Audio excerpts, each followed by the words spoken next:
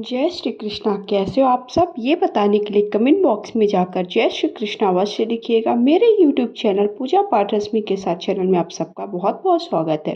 श्री कृष्ण जन्मोत्सव अर्थात जन्माष्टमी की पूजा कैसे करनी उसका वीडियो पहले चैनल पर अपलोड कर दिया है। आरती की भी वीडियो मैंने पहले चैनल पर अपलोड कर दिया है। जन्माष्टमी के दिन ये कथा अवश्य सुननी चाहिए, तो जन्माष्टमी की कथा लेकर के आई हूँ। जन्माष्टमी के दिन यानी 6 सितंबर को सुबह 9:20 से रोहिणी नक्षत्र की शुरुआत हो जाएगी और 7 सितंबर को सुबह 10:25 पर समाप्त होगा। भगवान कृष्ण का जन्म रोहिणी नक्षत्र में मध्य रात्रि में हुआ था, इसलिए 6 सितंबर को गृहस्थ जीवन वालों के लिए जन्माष्टमी मनाना शुभ रहेगा। हिंदू धर्म में साधु संत और सन्यासियों में कृष्ण की पूजा करने की अलग अलग परंपरा है, इसलिए वैष्णव संप्रदाय के लोग 7 सितंबर को जन्माष्टमी मनाएंगे। भगवान श्री कृष्ण की जन्म की कथा। जन्माष्टमी के दिन रात्रि में बड़े धूमधाम से भगवान कृष्ण का जन्मोत्सव मनाया जाता है। इस दौरान कान्हा के भक्त विधि विधान से पूजा करते हैं, व्रत रखते हैं। इसी के साथ ही जन्माष्टमी की कथा सुनने का बहुत महत्व है। मान्यता है कि इससे जातक के जीवन के सभी सुख दुख दूर होते हैं और जीवन में सुख समृद्धि और खुशहाली आती है। पौराणिक कथाओं के अनुसार भाद्रपद माह कृष्ण पक्ष की अष्टमी तिथि को भगवान कृष्ण ने माता देवकी की 8वीं संतान के रूप में जन्म लिया। कृष्ण जी का जन्म मथुरा में कंस के कारागार में हुआ। माता देवकी राजा कंस की बहन थी। कंस को सत्ता का लालच था।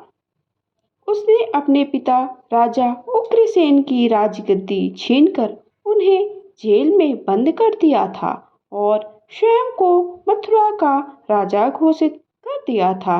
राजा कंस अपनी बहन देवकी से बहुत प्रेम करते थे।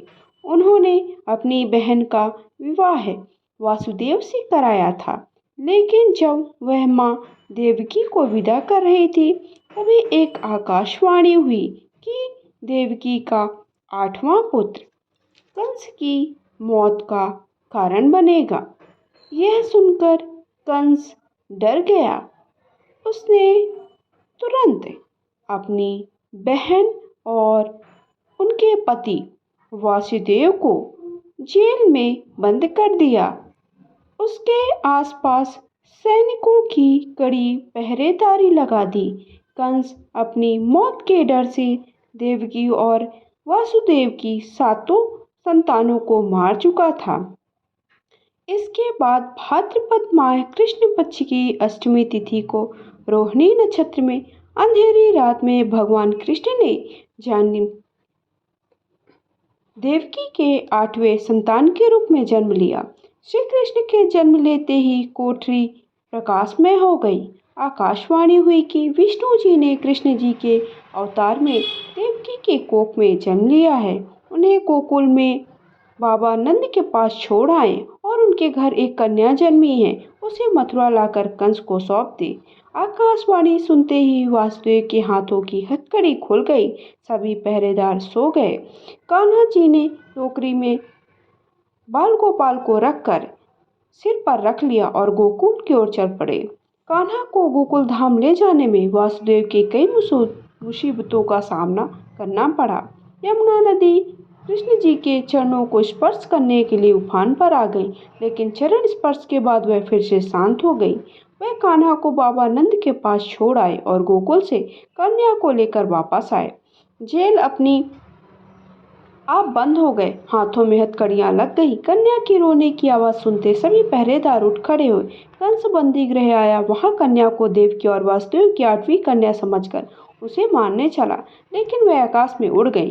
फिर से आकाशवाणी हुई कि कंस को मारने वाला अब इस दुनिया में पैदा हो चुका है। बाबा नंद और उनकी पत्नी माँ यशोदा ने कृष्ण जी का पालन पोषण किया। राजा कंस ने कृष्ण जी का पता लगाकर उन्हें मारने की खूब कोशिश की, लेकिन कंस की सारी कोशिशें विफल हुई और कृष्ण जी को कोई मार ना सका। अंत में श्री कृष्ण ने कंस का वध किया। राजा उग्रसेन को फिर मथुरा की राजगद्दी सौंप दी। इस तरह से जन्माष्टमी की व्रत कथा पूर्ण होती है। बोलिए जय श्री कृष्णा।